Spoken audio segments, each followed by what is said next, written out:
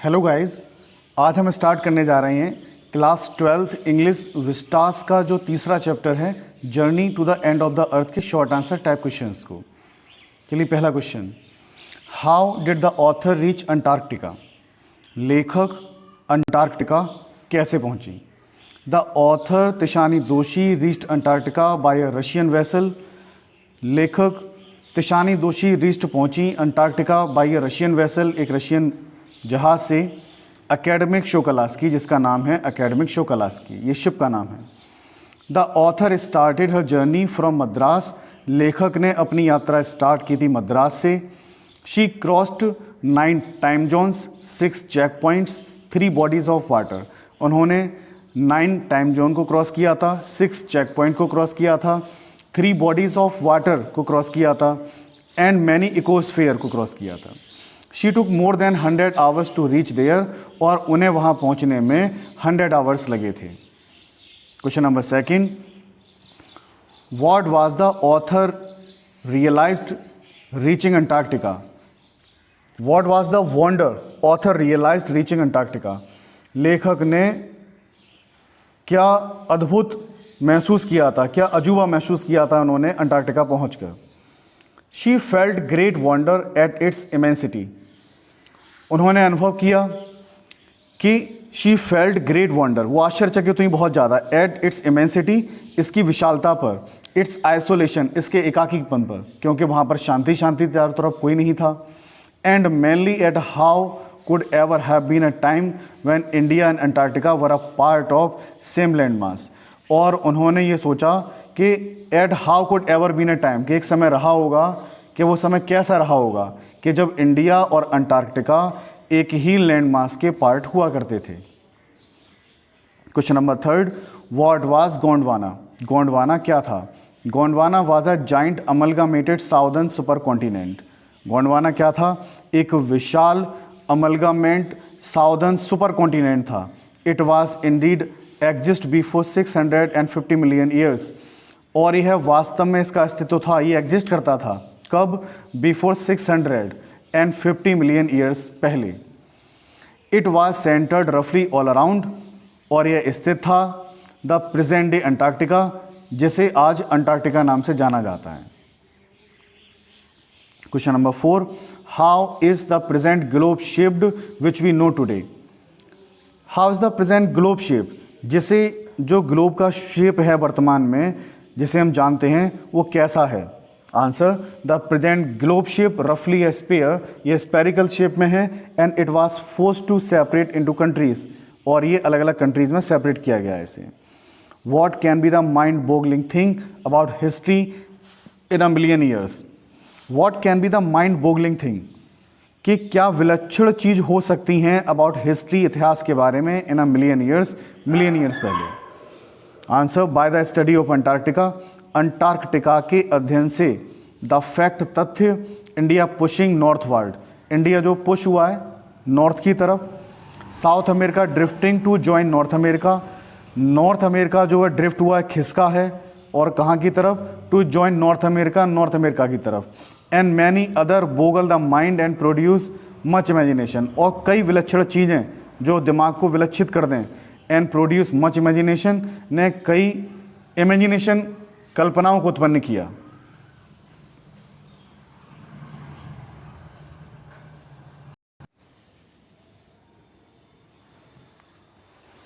Question number 6, what is a chilling prospect for author? लेखिका के लिए चिलिंग प्रोस्पेक्ट क्या है? Answer, the author Tishani Doshi is a sun worshipping South Indian. लेखिका तिशानी दोशी सूर्य की पूजा करने वाली एक साउथ इंडियन है, who lives 2 weeks in a place where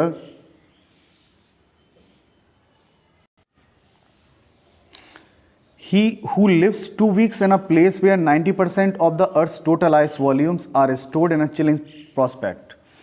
जो रहती हैं 2 weeks 2 सप्ताह तक इन अ प्लेस, एक ऐसे स्थान पर जहां 90% of the earth total ice volume, पृथ्वी का 90% जो है बर्फ वहीं पर मिलती है, are stored in a chilling prospect.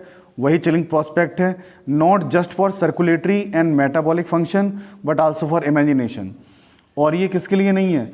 ये ना केवल सर्कुलेटरी और मेटाबॉलिक फंक्शन के लिए but also for the imagination, बल्कि कल्पनाओं के लिए भी है।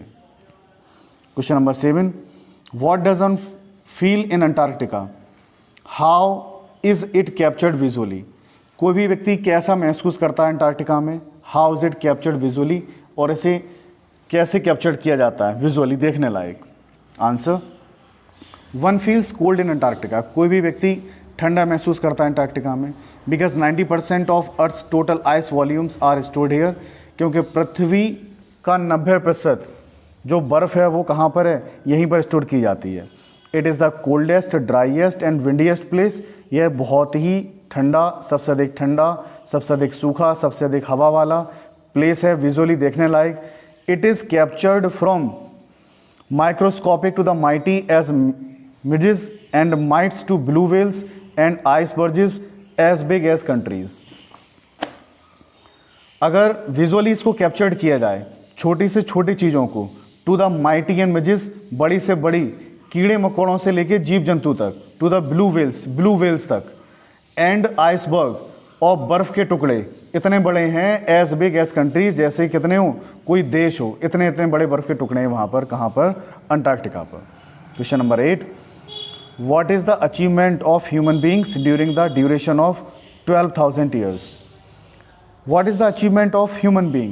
जो मानव हैं उनकी क्या उपलब्धि है during the duration of 12,000 years, 12,000 सालों के दौरान। Answer, during the duration of 12,000 years, 12,000 सालों के दौरान human being tried to dominate our nature। मानव ने क्या किया है, कोशिश की डोमिनेट करने की, हावी होने की हमारी प्रकृति पर, अपनी प्रकृति पर। ह्यूमन बींग्स एस्टेब्लिश्ड विलेजेस, इंसान ने क्या किए, स्थापित किए गांव, टाउन्स, कस्बे, सिटीज़ एंड मेगा सिटीज़, बड़े बड़े शहर ओवर द अर्थ, पृथ्वी पर, यानी कि ह्यूमन बींग हावी हुआ है नेचर पर। Question number 9, how can we study and examine the earth's past, present and future. हम कैसे अध्ययन कर सकते हैं, परीक्षण कर सकते हैं अर्थ के पास्ट का, प्रेजेंट का और फ्यूचर का। How Antarctica plays a significant role in it, और अंटार्कटिका इसमें अपना महत्वपूर्ण रोल अदा कैसे करती है। Answer, we can know the earth past, present and future, हम पृथ्वी के पास्ट को, प्रेजेंट को, फ्यूचर को जान सकते हैं with the place of Antarctica, कौन से स्थान से, अंटार्कटिका के स्थान से। Antarctica is a place, Antarctica वह स्थान है which is covered by the sheet of ice, जिसे ढका जाता है बर्फ़ की शीट से, which has never sustained a human population, जिसमें कभी ह्यूमन पॉपुलेशन रह सकती थी। And it's ice covers 500,000 year old carbon record trapped, इसमें और इसकी बर्फ़ के नीचे, ठीक है, 500,000 ईयर पुराने कार्बन रिकॉर्ड दबे हुए हैं। हम पता कर सकते हैं कि आज से कई हज़ार साल पहले पृथ्वी पर क्या था, कैसा था, ये हम यहीं से पता करते हैं। तो अंटार्कटिका अपना एक विशेष रोल अदा करता है। Question number 10, what was the students on ice programme. Students on ice programme क्या था। Answer, students on ice was a programme, student on ice एक प्रोग्राम था विच प्रोवाइड्स द स्टूडेंट, जो लोगों को, विद्यार्थियों को प्रोवाइड करता है, एन एम्पल अपॉर्चुनिटी, एक उपयुक्त या पर्याप्त अवसर, टू अंडरस्टैंड अंटार्कटिका कॉन्टिनेंट, कि जिससे कि वो अंटार्कटिका कॉन्टिनेंट को समझ सकें। And how global temperature can be a big threat to human existence, और ये जान सकें कि कैसे ग्लोबल टेम्परेचर हो सकता है एक बहुत बड़ी धमकी टू ह्यूमन एग्जिस्टेंस, किसके लिए, मानवीय अस्तित्व के लिए। Question number next, who was Geoff Green, what did he offer to the students. Geoff Green कौन थे और उन्होंने स्टूडेंट्स को क्या ऑफर किया। Geoff Green was the founder of students on ice programme. Answer देखते हैं, जॉफ ग्रीन कौन थे, स्टूडेंट्स ऑन आइस प्रोग्राम था, उसके फाउंडर थे। He offer to the students an opportunity, जिन्होंने ऑफर किया, प्रदान किया स्टूडेंट्स को एन अपॉर्चुनिटी, एक अवसर, to go to Antarctic continent, Antarctic continent में जाने का अवसर प्रदान किया। And to develop the understanding about the earth, जिससे कि क्या कर सकें कि जो स्टूडेंट्स हैं उनके अंदर समझदारी विकसित हो सके पृथ्वी के विकास के बारे में। He had been running this programme for 6 years now, और ये प्रोग्राम कब से चला रहे थे, वो 6 सालों से चला रहे थे। What was the reason of the success of the programme students on ice, how was the reason of the success, उस प्रोग्राम जो था स्टूडेंट्स ऑन आइस प्रोग्राम, उसकी सफलता के पीछे क्या कारण है? Answer, the students on ice programme has been successful, students on ice programme सफल रहा है बिकॉज क्योंकि it is impossible to go anywhere, कि ये पूरी तरीके से असंभव है कहीं जाना, near the South Pole, South Pole के करीब जाना, and not to affected by it, और इससे प्रभावित ना होना। But the students could visibly see glaciers, लेकिन स्टूडेंट्स देख सकते हैं ग्लेशियर्स को खिसकते हुए, and ice shelves collapsing in this programme, इस प्रोग्राम में स्टूडेंट्स देख सकते हैं ग्लेशियर्स को खिसकते हुए, जो आइस शेल्फ्स हैं उनको ढहते हुए, इनको वो देख सकते हैं वहाँ पर जाकर। Question number next, what is photosynthesis? Photosynthesis क्या है? Single celled plant use the sun energy, जो एक कोशिकीय पौधे होते हैं, यूज द सन एनर्जी, वो सूर्य की एनर्जी का प्रयोग करते हैं, टू एजिमुलेट कार्बन, कार्बन को अवशोषित करने के लिए, एंड सिंथेसिस ऑर्गेनिक कंपाउंड, और वो सिंथेसिस करते हैं, संश्लेषित करते हैं ऑर्गेनिक कंपाउंड्स को। दे मेक देयर फूड, वे अपना भोजन बनाते हैं, थ्रू दिस प्रोसेस, इस प्रक्रिया के माध्यम से। इट इज़ कॉल्ड फोटोसिंथेसिस, और इसी को ही फोटोसिंथेसिस कहा जाता है। What is Shokalskiy the vessel manage when they reached at 65.55 degree south? What is Shokalskiy the vessel manage? Shokalskiy जो वेसल है, जहाज है, उसने क्या मैनेज किया? When they reached at 65.55 degree south, जब वो पहुंचे हैं 65.55 डिग्री साउथ में।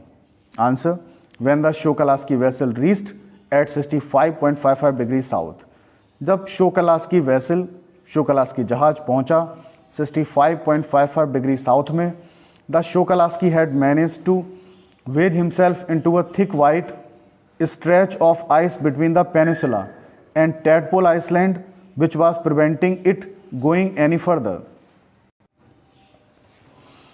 शोकलास्की had manage to wedge herself, Shokalski ने मैनेज किया खुद को, टू वेज हरसेल्फ, अपने आप को अटका दिया, रोक दिया, into a thick white stretch of ice, किसमें? एक बहुत बड़े विशाल सफ़ेद स्ट्रेच ऑफ आइस, जो बर्फ़ का टुकड़ा था फैला हुआ, उसमें अपने आप को अटका लिया। बिटवीन द पेनिसुला, किसके मध्य में?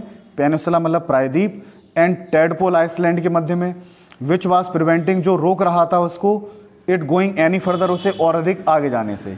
इस तरीके से शोकलास्की वेसल ने अपने आप को मैनेज किया, वहाँ पर रोका अपने आप को। Question number next, how many members reached at Antarctica, what did they find there? How many members, कितने मेंबर्स पहुंचे अंटार्कटिका पर, and what did they find there, और उन्होंने वहां पर उन्हें क्या मिला? 52 members reached at Antarctica, 52 member पहुंचे अंटार्कटिका पर। They found a metre thick ice pack, और उन्हें वहां पर क्या मिला है? 1 मीटर थिक आइस पैक मिला। अंडरनीथ दैट, उसके नीचे 180 metres of living breathing salt water, और 180 मीटर नीचे चले जाएं तो उन्हें क्या मिला है वहाँ पर? साल्ट वाटर मिला है। आई होप आपको ये शॉर्ट आंसर्स क्लियर हो गए होंगे, और आने वाले टाइम में अगले लेक्चर को लेकर आएंगे। Thank you very much guys.